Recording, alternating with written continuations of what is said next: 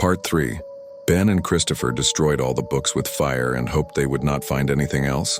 But as they continued, they found statues and figurines with horns that looked like they should have belonged on an altar. They were so disturbing that Christopher took the statues and destroyed them into pieces so no one else would find them or see them. That was all they found until they moved to the well. It turned out that the well was unusable. The pump had seized in the pipe, so Christopher and Ben decided to drill their own. Christopher did all the research on how to drill your own well and what tools and equipment were needed. He learned that he had to dig a small settling pond. Ben was at work, so his wife and children helped Christopher start digging the pond. They dug a 5x5 pond about 5 feet deep. While digging, Christopher came upon something very disturbing. It was a nightgown and bones.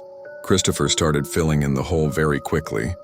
Ben's wife asked him what he was doing, and he said that he found bones wrapped up in a nightgown, but he would not let her see, and he finished filling it in. Was it the missing women? No one knows but Christopher. Once that hole was filled in, they moved over and dug another one. The next day, Ben, Christopher, and the family began drilling. They got about 6 to 8 feet down and hit something hard. It wasn't long, and the pipe dropped about 5 feet like they hit a void. They pulled out the drill head and pipe to see what was there. They could see down the hole and could tell that they had drilled through what seemed to be a concrete top, and there was a big void. They tied a flashlight to a rope and sent it down the hole, but they couldn't keep the rope from turning, so the flashlight just went its circles. "There's something down there," Ben said. The flashlight, as it was moving, was reflecting off objects in the void, but they could not make them out. Ben wanted to dig down and see what was in there, but Christopher just wanted to get the well done. Ben reminded Christopher of the stories about an old wagon trail that ran through the property.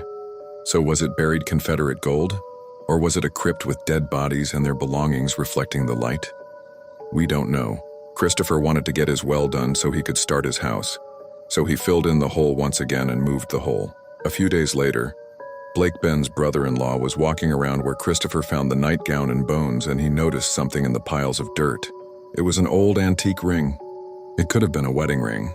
It either came from the hole with the bones or where they drilled through the concrete into the void. It's a mystery.